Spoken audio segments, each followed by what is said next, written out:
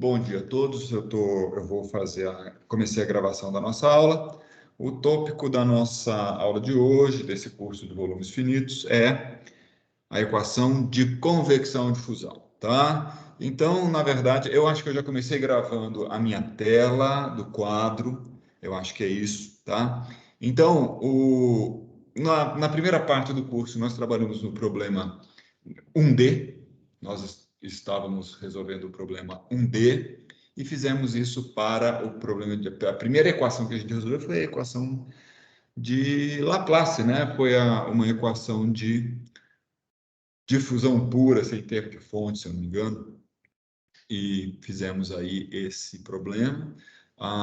Estudamos algumas condições de contorno, e agora nós vamos progredir no sentido de incluir um termo hiperbólico nas equações, né? Que vai produzir a assim chamada equação de convecção de fusão. Nós vamos ainda trabalhar em regime permanente, porque, na verdade, as principais questões metodológicas associadas ao desenvolvimento do método de volumes finitos estão todas presentes quando o problema é permanente, tá? Então, ou seja, o que eu quero dizer é o seguinte: as ferramentas que nós vamos desenvolver para o problema permanente serão rigorosamente as mesmas a serem empregadas quando estivermos tratando de um caso mais geral, transiente, tá? Então, seguindo essa, digamos assim, essa filosofia metodológica, qual é a equação que nós vamos resolver, né? Então, a equação que nós vamos resolver é essa equação aqui, que eu estou passando o mouse em cima. Eu acho que vocês devem estar vendo o mouse, tá certo? Vou dar uma grifadinha, de vermelho. Enquanto eu estudava, eu já fui escrevendo aqui um pouquinho, né? Porque vai ficar mais dinâmico, né?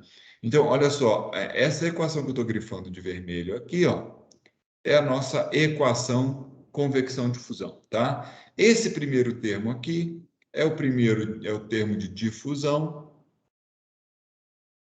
que nós já estudamos no passado. Esse aqui nós já vimos também, que é uma fonte.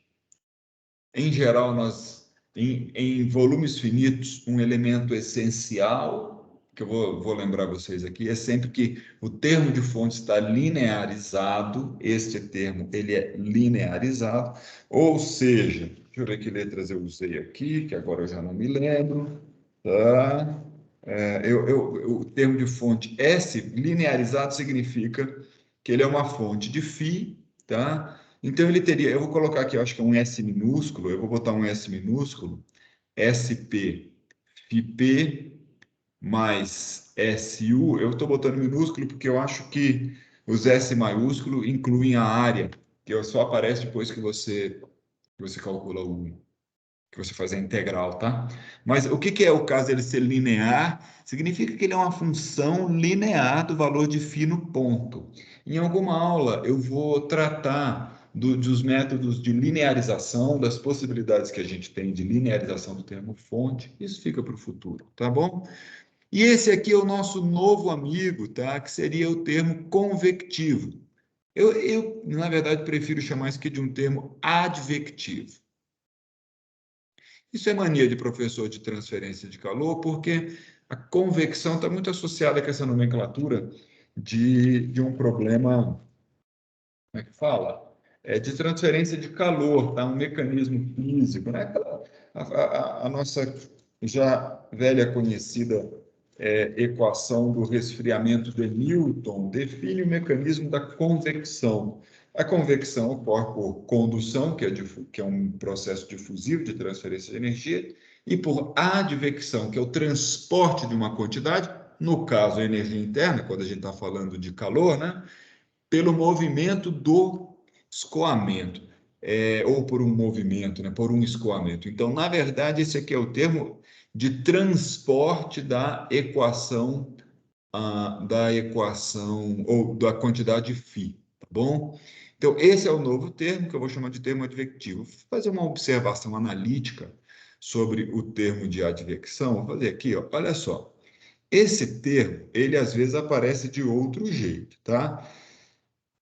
Ele aqui, ele está dentro da equação, ele está dentro do divergente, Quando a gente aplica o operador divergente, o divergente, vou botar tem uma identidade escalar aqui. Se você fizer o divergente de um escalar vezes um vetor, tá bom? Você vai encontrar isso aqui, aí na literatura de cálculo vetorial, que isso aqui, na verdade, pode ser o gradiente do escalar vezes, né? Produto escalar. Errei, não tem nada a ver. É isso mesmo. Produto escalar com V mais o escalar vezes o div de V, tá? Então, isso aqui é uma identidade vetorial. Se a gente aplicar essa identidade vetorial, assumindo que o nosso escalar é ρ vezes φ, ok? Deixa eu ver se é isso. Não. Assumindo que o escalar é só φ e que o vetor é ρ vezes u, o vetor é ρ vezes u, tá? Como é que isso ia ficar? Isso ia ficar assim, grade de φ que multiplica ρ vezes u. Olha, vou mudar a ordem. Esse produto escalar aqui é absolutamente comutativo, tá? Essa mudança de ordem é meramente visual, assim, tá? Vezes grade de φ, plus, mais o quê? Mais φ vezes o div de ρ. Mais interessante é que se a gente se lembrar da equação da continuidade, obviamente nas mesmas condições que a equação que esse termo aqui, ou seja, permanente, né? Equação da continuidade permanente,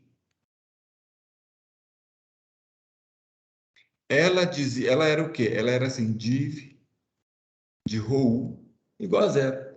De maneira que a gente acaba concluindo que esse div de ρ π, Ctrl Z, é precisamente igual a ρ escalar grade de φ.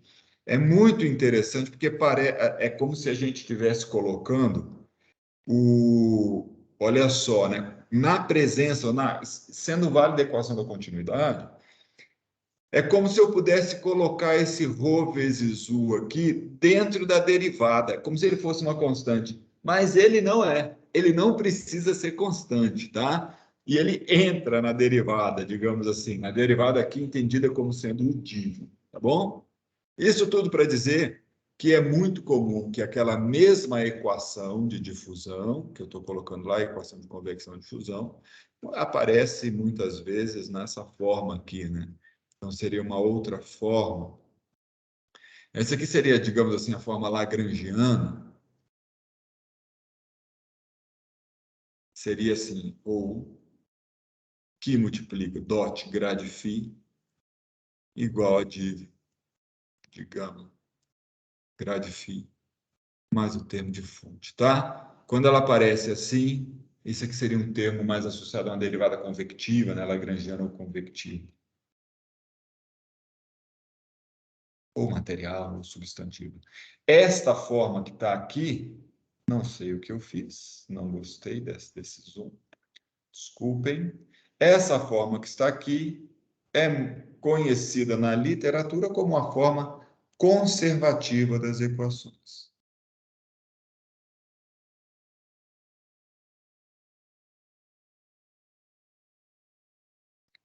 Ela é conservativa, eu vou explicar por quê, tá? E em volumes finitos, a gente sempre quer a forma conservativa. Por que que essa equação tá? Por que que isso aqui é chamada forma conservativa? Repare, se você trouxer o termo difusivo para o lado esquerdo da equação e tomar a integral no volume, num volume arbitrário do seu domínio, onde essa equação seja válida, né? Então, eu estou integrando no volume dos dois lados. Fica muito interessante que toda esta quantidade aqui, ρ, o φ menos o fluxo de φ, né, que a gente já tinha o fluxo difusivo, fica dentro do div. E aí eu posso aplicar o nosso teorema da divergência de Gauss. Vou escrever aqui, teorema de Gauss, o maior matemático de todos os tempos. Ele inventou esse teorema para nós, inventou não, né? Descobriu, né? Os teoremas a gente descobre. E o que acontece? Nós escrevemos a forma integral da equação de convecção de fusão, ela envolve essa integral de fluxo de superfície, que é só você imaginar que, não, vamos supor que não tivesse fonte, né? Isso aqui seria zero. Ou seja, toda esta quantidade que está entre parênteses se conserva, porque quando você integra no volume, nas fronteiras, tudo que entra tem que ser igual ao que sai para que ela, né, para dar zero se não tiver fonte. Quando dá fonte, o que entra, a diferença do que entrou e o que saiu do seu volume é precisamente o que foi criado por essa fonte, né? Então nós estamos com uma forma, ela é conservativa por causa disso, porque ela conserva aquela quantidade inteira lá, tá? Então cada um desses termos tem um significado, tá? Então, olha só, o que é esse termo aqui? Isso aqui, esse primeiro, é o transporte de FII, seria o transporte da propriedade FII pelo escoamento.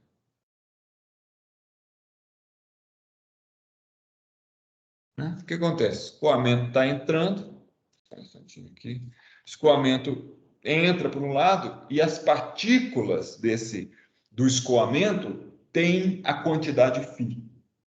Então é só você imaginar, tem uma fronteira, a partícula que tinha, vamos supor que dentro do domínio tenha zero φ seja igual a zero.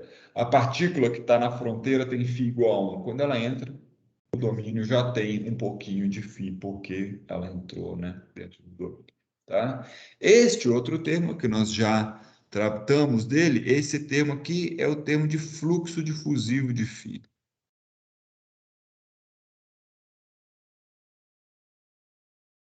Bom, então essa aqui, ó, essa é a formulação integral, forma integral geral do problema convecção de fusão. É como se fosse a formulação a partir da qual a gente vai fazer as nossas aproximações. Se o nosso problema é 1D, 2D, 3D, se a malha é de um jeito, se eu vou usar aproximações de fluxo assim ou assado, tudo vem depois. Até essa equação nós estamos analíticos. Muito bem. Então, a exemplo do que fizemos no caso da difusão pura, nós vamos para o 1D.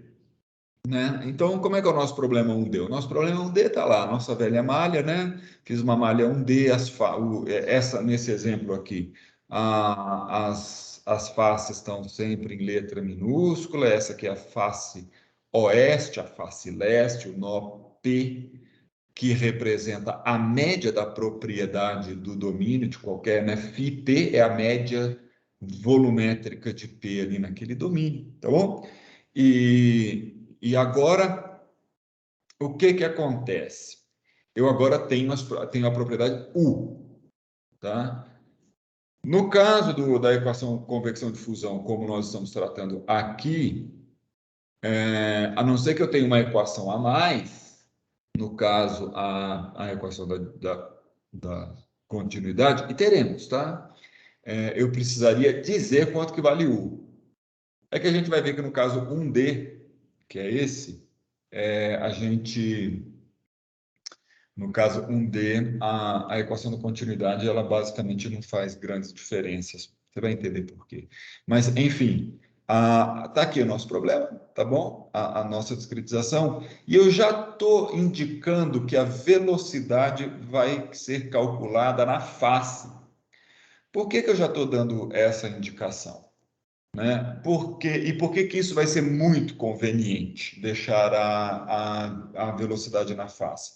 Isso vai ser conveniente porque quando eu estiver calculando essa integral aqui, o valor de U terá que ser conhecido apenas na superfície de controle. Então, no fundo, né, a gente não precisa conhecer U fora da superfície de controle. Mas vamos ver isso na mão. Né?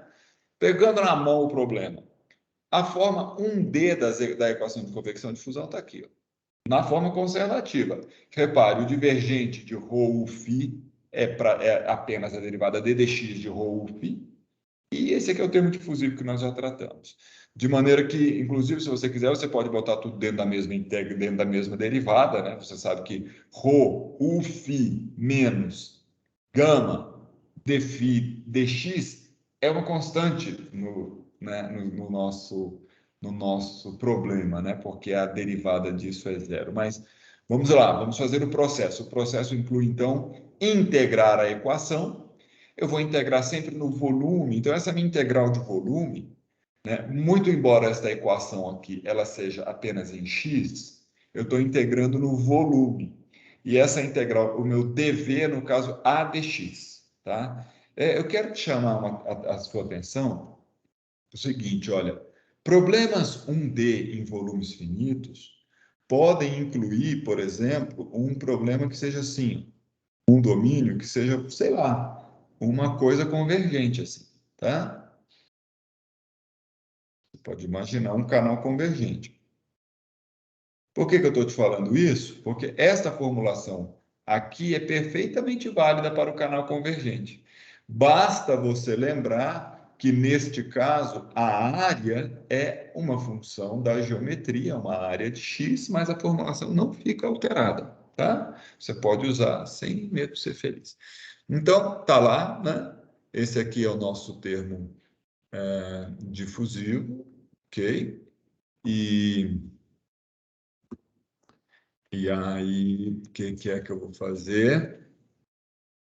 O que é que eu vou fazer? Bom, vou simplesmente integrar, tá bom? Integrei aqui, ó, né? Então isso aqui fica assim, fica como, tá? Isso aqui fica precisamente o integrando ρ u φ a avaliado em e menos ρ u φ a avaliado em w, é o resultado da primeira integral. Esses são os termos novos que apareceram no nosso problema, que não tinha antes. E esse aqui é o termo difusivo que já tinha. Eu acabei não colocando aqui o termo de fonte. Eu acho que deve ter sido ato falho, tá? Mas ele não muda nada. O termo de fonte aqui fica tratado do mesmo jeito, igualzinho, pode copiar e colar do que estava lá no problema de difusão. Eu vou colocar por desencargo de consciência também a equação de, de continuidade. É importante a gente colocar o que diz a equação da continuidade aqui nesse caso. A equação da continuidade permanente é de ρ u igual a zero. Na forma 1D, só isso aqui. E se a gente integrar daí isso aqui? Tá? Ou seja, o que diz a equação da continuidade? Que ρUA na entrada do domínio é igual a ρUA na saída do domínio. Tá bom? Na saída do domínio. Tá? Então, isso aqui é como que fica o nosso problema. Dúvidas?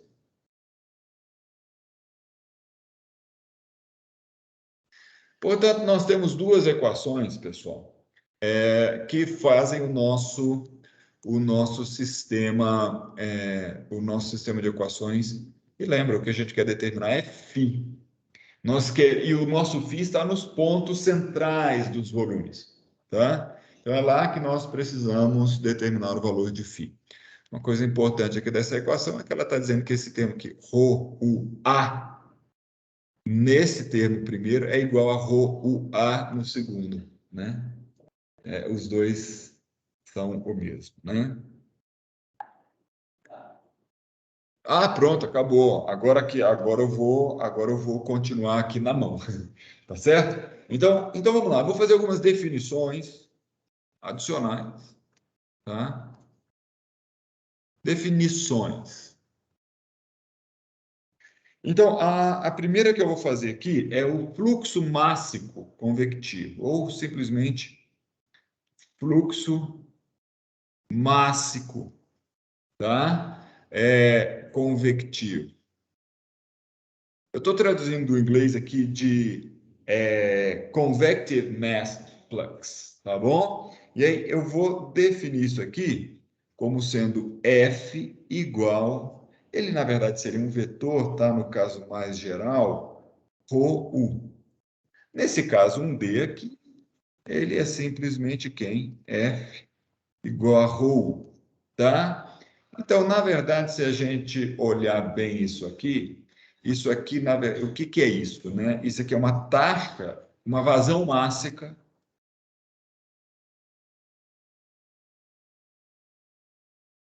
só que por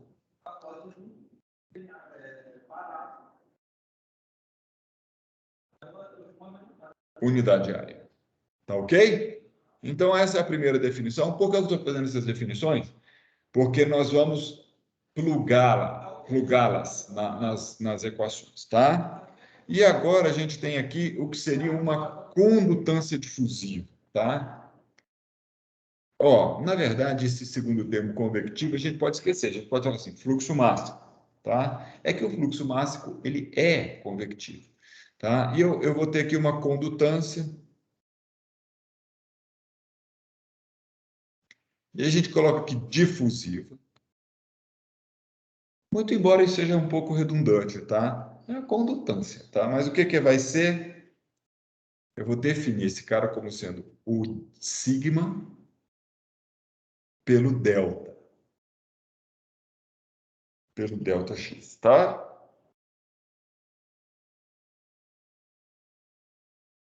Exatamente isso aí. Beleza. Ah, eu tinha que falar um negócio aqui. Esse cara aqui, ó, o fluxo máximo convectivo, tá? Que é, é uma taxa de transferência de massa, uma vazão mássica por unidade de área, ele vai ser calculado ou avaliado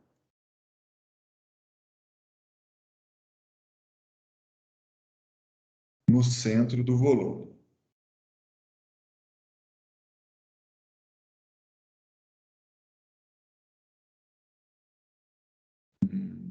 É, exatamente, tá?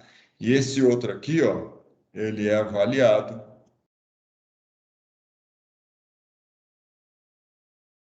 nas faces. Na verdade, não é que ele é avaliado, ele está calculado lá, tá certo? E a gente vai ter que colocá-lo nas faces. A gente vai ver o que vai acontecer, tá? Então, mas seguindo essas definições, o que que acontece, né? A gente pode definir o que seria um FW, que seria quem? Rho, U, avaliado em W. Eu teria um FEzinho, que seria o Rho, U, avaliado em Ezinho, tá?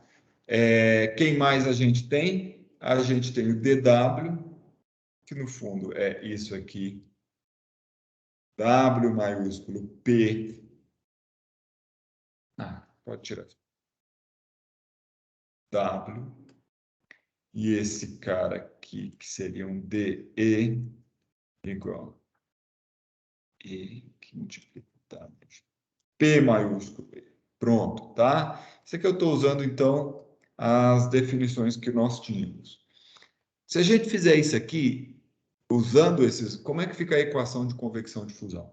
A equação de convecção de fusão nossa original é assim, Rho, U, Φ, A, na face da frente, E, menos Rho, U, Φ, AW, é igual, aí vem o fluxo difusivo, que vai ser...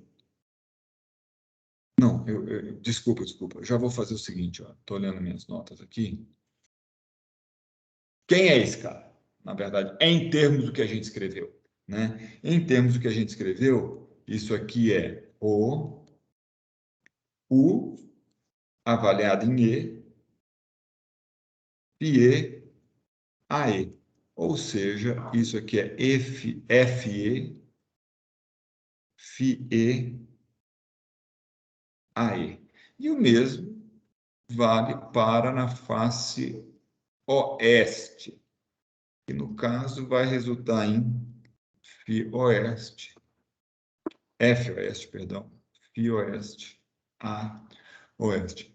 Olha só, o FI aqui, ele está sendo calculado na face, né? Porque no fundo o balanço é sempre na face. Por isso que ele está minúsculo. Muito embora eu só conheça o valor de φ nos nós. A gente tem que trabalhar assim em volumes finitos. A gente vai produzindo a formulação do método pensando exclusivamente na forma integral. Então, se eu estou com uma integral de superfície, aquelas quantidades são calculadas na superfície. Agora, elas estão armazenadas dentro da malha nos lugares que eu escolhi. E as minhas escolhas terão consequências, que a gente vai lidar com elas. E não tem nenhuma escolha que é perfeita, no caso. Tá? Mas o que eu quero dizer é que, por hora, nós estamos trabalhando com o paradigma mais convencional e, por sinal, é o mais usado, em que as propriedades estão ali armazenadas no nó. Tá? Armazenadas no nó. E aí eu vou ter que levá-las para a face. Tá? Principalmente o φ. Né? A gente pode até tomar a decisão de armazenar o U na face. Na verdade, quando a gente está trabalhando com problemas de escoamento, essa foi uma solução, e é uma solução, usada com muita frequência. Tá certo? Quando é possível. Tá? Quando é possível. A gente vai ver que em malhas muito complicadas não faz tanta diferença, a gente tem que interpolar tudo mesmo, então a gente acaba não fazendo essas coisas. Mas, vamos lá. Outro termo, esse que a gente já tratou, então eu não vou gastar muito tempo com ele, é gama, maiúsculo A, dφ dx, ok? Sei lá, E, quem vai ser isso aqui? Isso aqui é AE, gama E, e aí eu já vou falar o seguinte, meu campo, ficou muito esquisito. Eu preciso calcular a derivada em E. Como é que a gente tinha feito a derivada em E? Eu pegar E é o nó, é east, né? Como é que fala? Leste. Então, ele está na frente do P, né? Então, isso aqui seria quem? É φE, que é o menos φP, dividido pelo ΔX EP. Desse jeitinho aqui. Não, desculpa, EP. A ordem é o P, vem primeiro. P, E, tá? E então, aqui eu tomei, isso aqui tinha uma decisão que a gente tomou aqui, digamos assim, tá? Que decisão foi essa? Foi de aproximar a derivada por um esquema de diferenças centrais. No fundo, isso está assumindo que φ, quando você pegou dois nós assim, estava aqui a sua face, o nó P, nó E, isso aqui é a face Ezinha. O que a gente assumiu? A gente assumiu que entre P e E, o φ varia tal qual uma reta. A gente assumiu uma interpolação linear. Então, isso aqui seria uma interpolação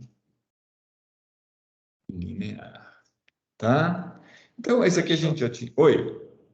Nesse caso, faria sentido eu ter algum termo de fonte, não é? Ou que, por exemplo, eu podia ter uma quebra de derivada aí no meio? Ou isso ia... Se a gente tiver uma fonte ali no meio, isso não significa que eu vou interpolar de um jeito diferente, Leonardo. Isso significa que eu vou adicionar o termo de fonte. A interpolação é como se fosse... E qual vai ser o efeito? O efeito vai ser que os valores de P e E, de φP e φE, vão ser alterados em função da fonte. Tá? Mas isso aqui é o seguinte, é como se, para fazer uma analogia com elementos finitos, eu não sei se vocês já tiveram alguma formação em elementos finitos, mas elementos finitos usam uma função de forma. Tá? Ele fala assim, vou assumir que a função o que eu quero calcular, que seja a função φ, digamos assim, por exemplo, é um determinado polinômio definido por partes. É assim, antes de um certo ponto é zero, depois de outro ponto ele é zero, e no meio ele é um polinômio. Então, isso é como se fosse uma função, né? Então, ele decide isso. E aí ele calcula as coisas em função desse polinômio. Daí não importa o que vai ter lá dentro. Isso aqui é o que vai nos ajudar na hora de fazer as nossas aproximações. É claro que se vamos supor que se você tem um termo de fonte, pode ser que seja mais vantajoso ou que você use, dependendo da forma desse termo de fonte, que você use outro tipo de interpolação que não uma interpolação linear. A gente pode ficar a gente pode ter essa desconfiança. Mas isso a gente vai ver que, na verdade, o termo de fonte ele não vai ter tanta influência na nossa escolha, o que influi mesmo é como que são influi nessa forma, quem é o termo convectivo, como é que é a convecção, é a forma das equações, tá? Sim, eu Beleza? entendi. É porque fisicamente eu tava pensando um pouco estranho, aí depois você explicou um pouco melhor e agora eu entendi o porquê que eu tava pensando não fazia tanto sentido.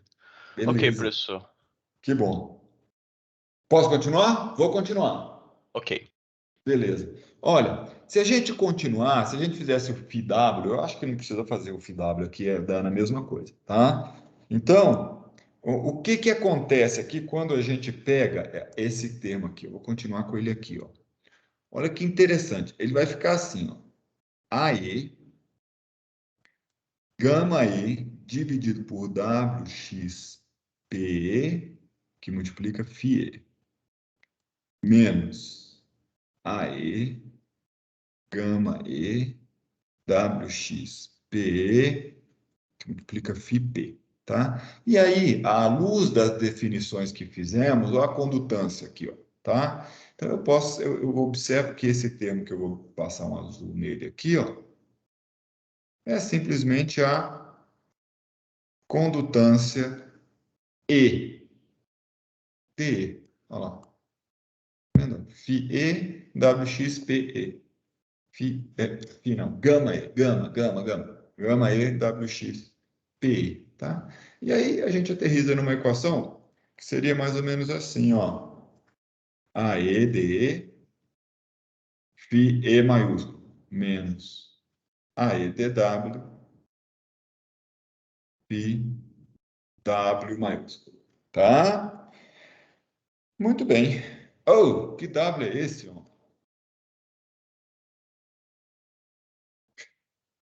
Fui assim pelo som.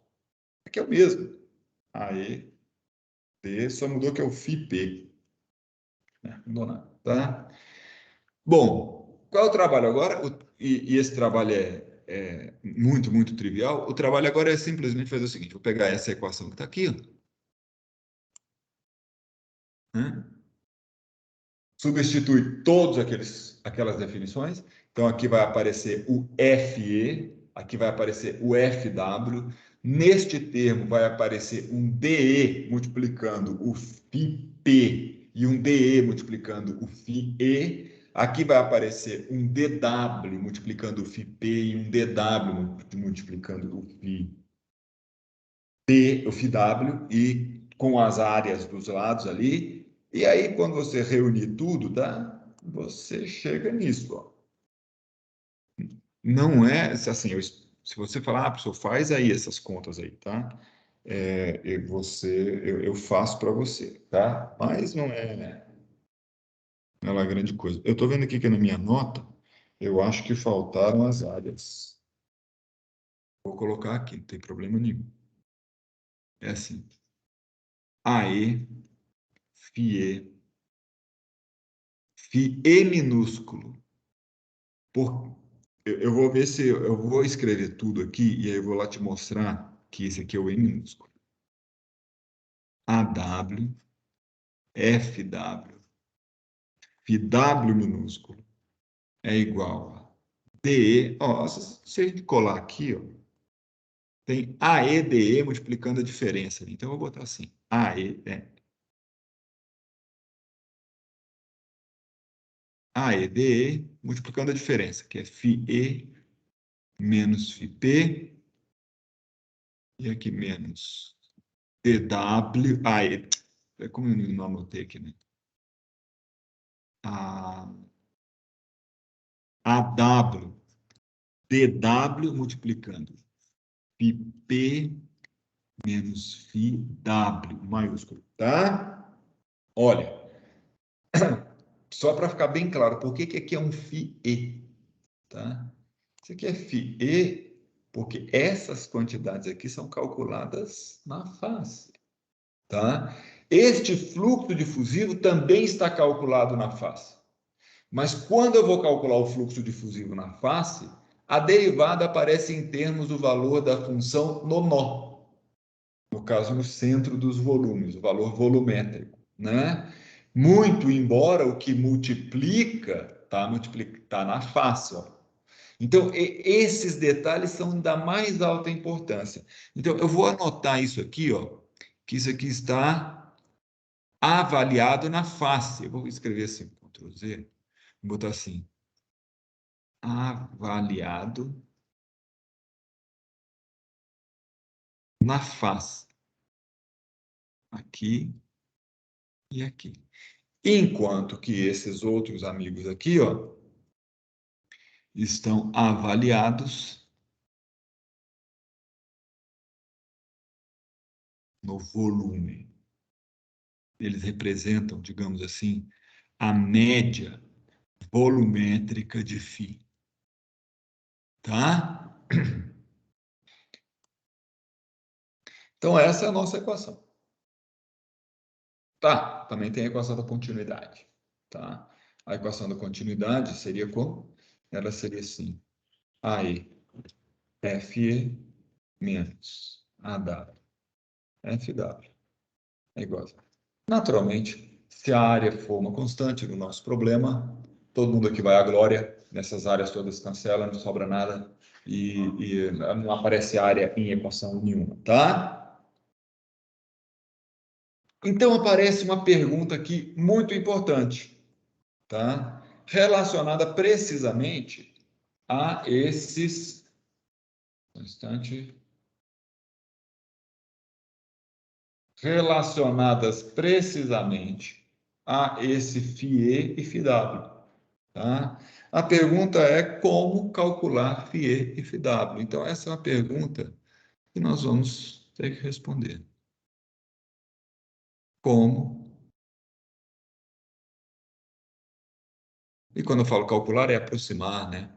Calcular φe e φw. Ou seja, os valores de φ na face. Tá bom? Os valores de φ na face. E aí, o que acontece? Tá. Já vou dar logo, tem uma resposta que seria a resposta trivial. E a gente sempre, assim, a mais intuitiva, a que a gente começa tentando ela, que todo mundo começou tentando ela, que foi assim que começou a minha vida. Ora, se eu preciso calcular o valor de φ aqui em E, e eu já estou usando uma aproximação linear para calcular a derivada, vou usar também uma interpolação linear para calcular o φ. Então, se eu vou usar uma interpolação linear. Então, a primeira resposta é usar uma interpolação linear, tá? Pessoal, vamos fazer a interpolação linear aí. Eu volto em um segundo, nem vou parar a gravação.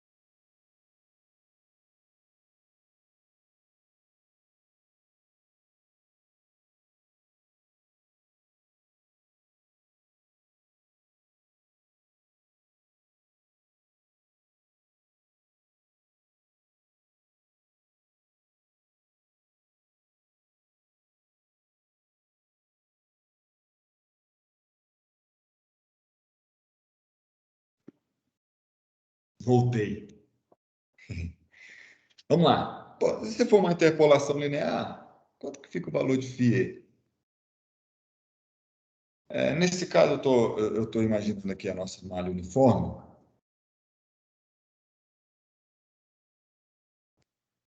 Se ela não for uniforme, você você pode resolver isso, né? Se ela não for uniforme, você pode resolver isso fazendo interpolação linear. Mas eu não vou me preocupar com isso, é uma questão simples. A gente pode até brincar com isso depois, mas eu quero me ater ao relevante aqui. Seria falar que isso aqui é φe mais φp, dividido por 2, e o φw é φp mais φw, maiúsculos agora, né? Também dividido por 2. Tá bom? Pessoal, então agora, o que acontece? Substituindo, a ideia é substituir esse valor de φ E minúsculo e esse valor de φW minúsculo, tá certo? Nesta equação aqui, tá bom? O mesmo, e aqui já é φ E e φW, aqui já é φ E maiúsculo, φP maiúsculo, φP maiúsculo e φW maiúsculo, né? Então, no fundo, quando você faz isso aí tudo, tá certo? Como é que onde a gente aterriza? Onde a gente aterriza, tá? A gente vai chegar assim, né? Substituindo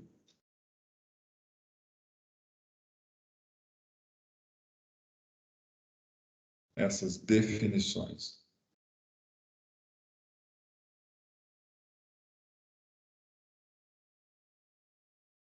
na equação, eu vou chamar aquela equação de estrela,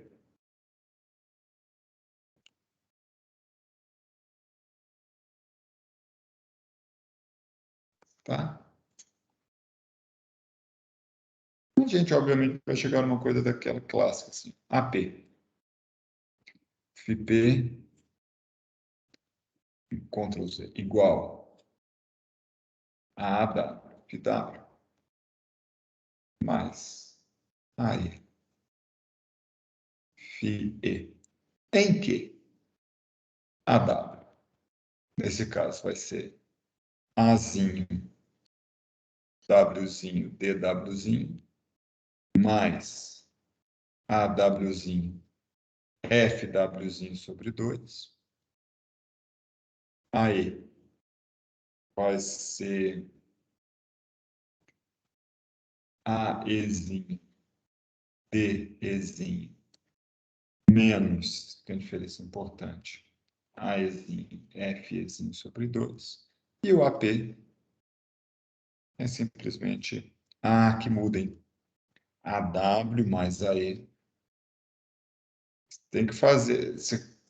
Talvez, se você quiser, para se convencer, você tem que fazer essa conta, mas vai aparecer aqui assim, ó. Muda não, né? FE menos FW, né? Mas da continuidade, a gente sabe que isso aqui é zero, né? No nosso caso, tá? No nosso caso é zero, não tem uma fonte de massa, não tem nada. Às vezes a gente deixa esse termo aqui, vamos supor que você quisesse simular um problema em que você tem, por exemplo, um ponto a partir do qual sai massa. Como se fosse um escoamento de Rayleigh-Shaw. Você tem um escoamento de Rayleigh-Shaw sem um escoamento entre duas placas de vidro planas, né? Um gapzinho, aí você faz a água passar ali, por exemplo, tá? E aí no meio desse escoamento, em algum lugar, você faz um furo assim e bota uma mangueira colocando mais água ou sugando água. Esse é um termo de fonte, tá bom? Naquele ponto ali de fonte de massa.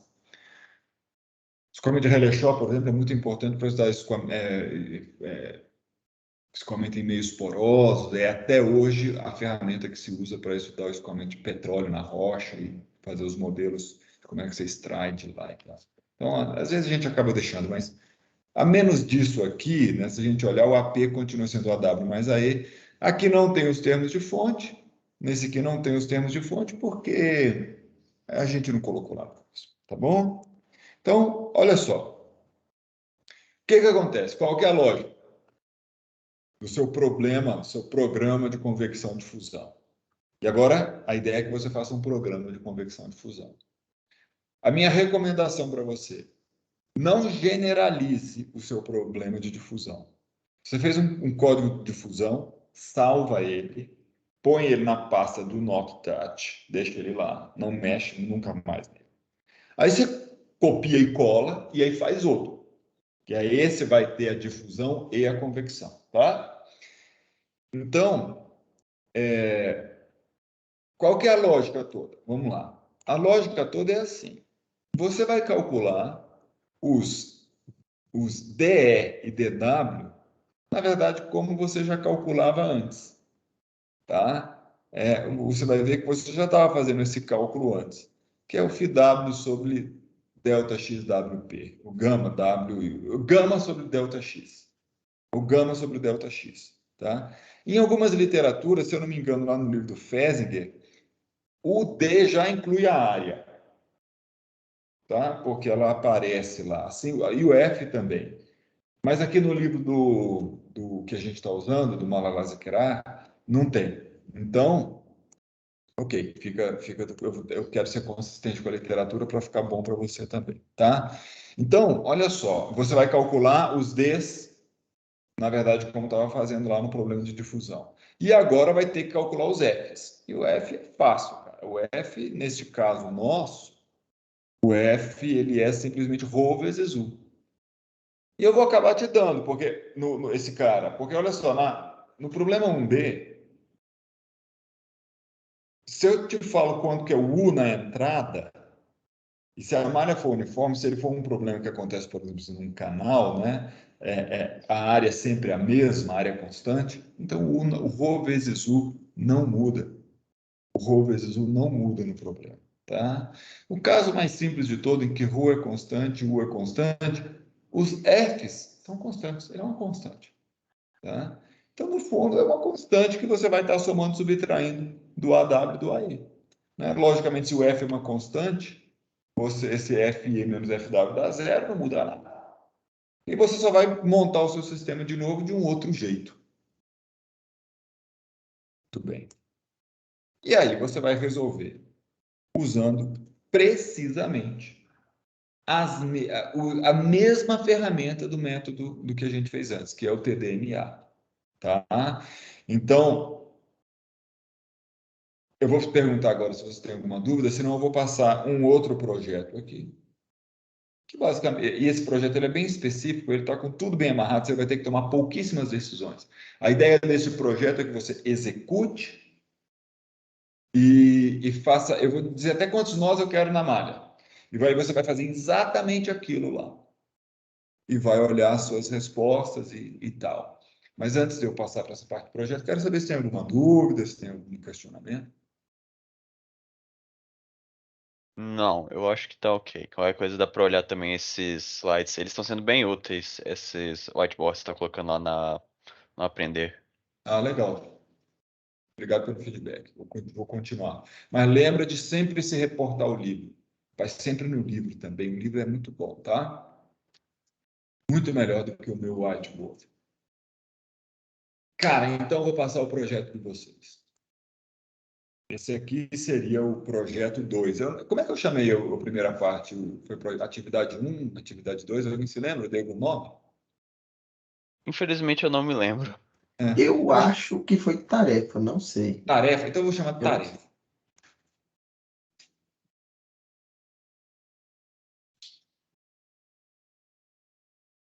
Tá? Então essa tarefa é a seguinte: considere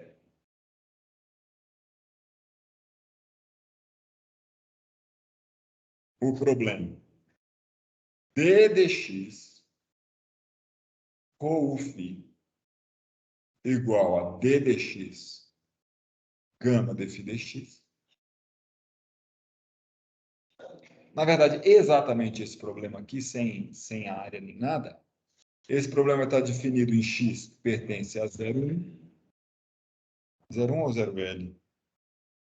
Eu botei 0L, tá? 0L. Você pode falar que a sua área é uniforme, constante, área 1, tá? Não tem esse problema todo aqui. E tem duas condições de contorno. Φ de 0 igual a 1, φ de 1 igual a 0. Então, esse problema aqui está super bem posto. Problema padrão, tá? Ele tem solução analítica.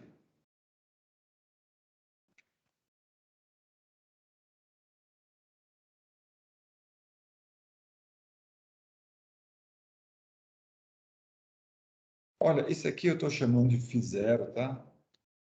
Esse que seria o φL. Só para dar uma generalizada. Muito embora generalizar, muitas vezes seja o pior que a gente pode fazer.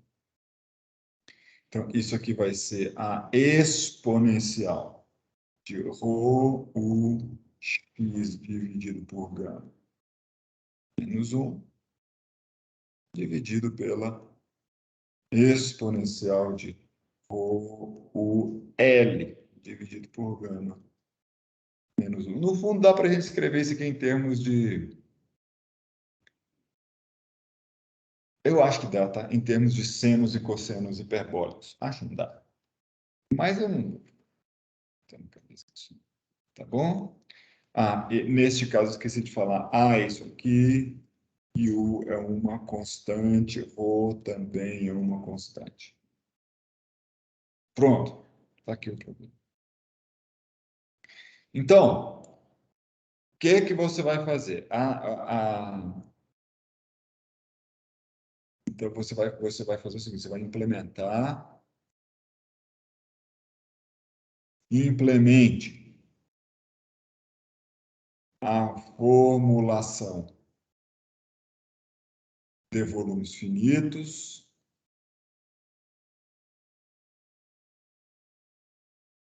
Aí eu vou colocar assim, em malha uniforme.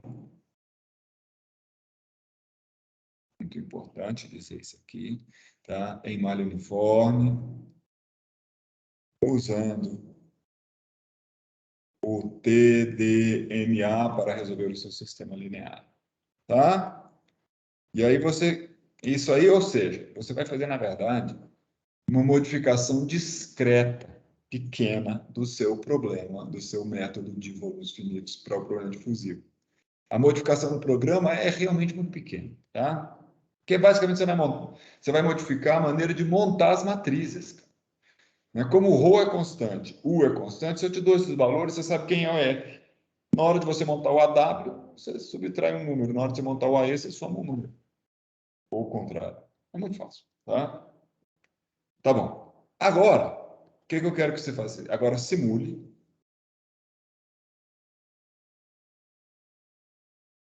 os seguintes casos. Então, a primeira parte da tarefa é, obviamente, implementar, né? Aí, como é que você vai fazer? Primeiro, você vai ter o caso 1. Você vai usar U igual a 0,1 metro por segundo, L igual a 1 metro, ρ é 1 quilograma por metro cúbico, coeficiente de fusão 0,1 quilogramas por metro vezes segundo. É isso aqui, e eu quero uma discretização com N igual a 5 volumes. Tá? Então, se você tem 5 volumes, você vai ter 5 nós φ. Vai resolver esse problema. Segundo problema.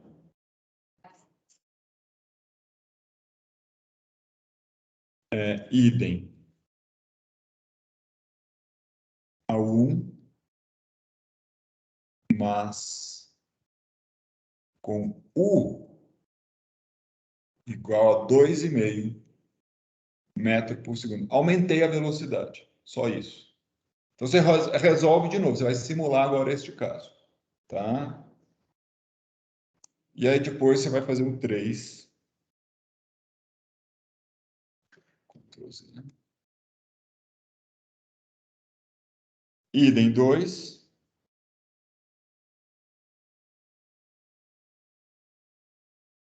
Usando N igual a Ctrl+Z, 20 volumes. Tá bom? Então, isso foi aí tá. O que mais? Aí eu vou te explicar aqui o que eu quero que você faça, tá? Você vai comparar resultados com a solução analítica, tá? O que eu quero que você faça? Eu vou te dar ferramentas para você comparar, tá? Você vai fazer o erro absoluto. O erro absoluto vai ser φ numérico. Olha, eu vou falar para φ numérico, eu vou botar assim, φh. φh é o numérico, tá? Vou anotar aqui, ó.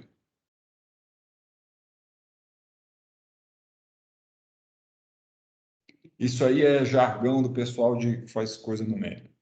φh menos φ exato. Outro, você vai calcular o erro relativo.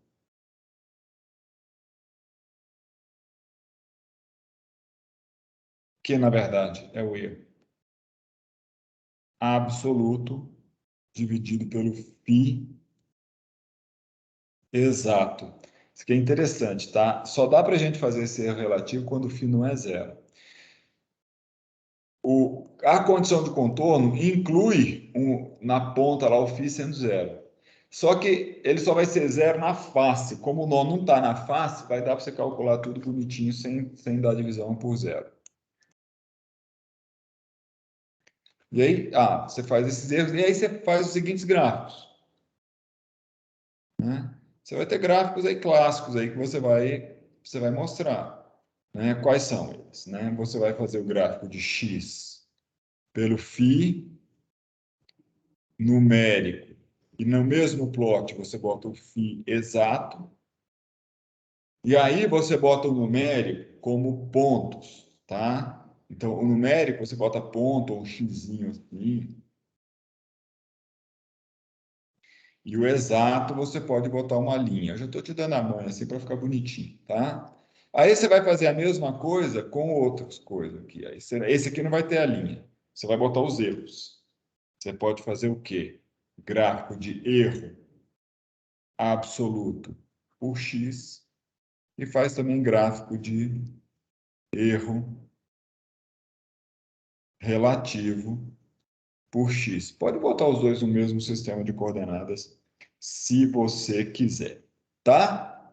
Então, esse é o nosso... Como é que fala? Esse aqui é a nossa tarefa, que eu queria que vocês trabalhassem nela e para ver o que vai acontecer, tá? E aí, em função do que vocês vão perceber, nós vamos gradativamente, vamos estudar o problema e a solução do problema, fazendo isso na aula que vem, a partir da aula que vem. Beleza? Pessoal, era isso que eu tinha para falar para vocês hoje, tá? De teoria. Agora eu queria ouvir um pouco vocês, as suas dúvidas, etc. Se for dúvidas sobre a aula aqui ou sobre a proposta do problema, eu vou manter a gravação rolando. Se forem dúvidas mais abrangentes, eu vou parar a gravação para o vídeo ficar mais curto. A minha dúvida é mais abrangente, eu acho que não é direto, porque eu peguei só o finalzinho da aula, aí, Tá. por mim, pode parar a gravação. E aí, e você, Leonardo? Eu tô tranquilo. Agora é realmente implementar. Provavelmente eu vou ter que voltar na aula pra quando eu for implementar mesmo, mas por enquanto eu tô ok. Então tá ok. Então, pessoal, eu vou parar a gravação e a gente continua um bate-papo aqui para tirar dúvidas ou falar um pouco aí em geral, tá? Parando a gravação.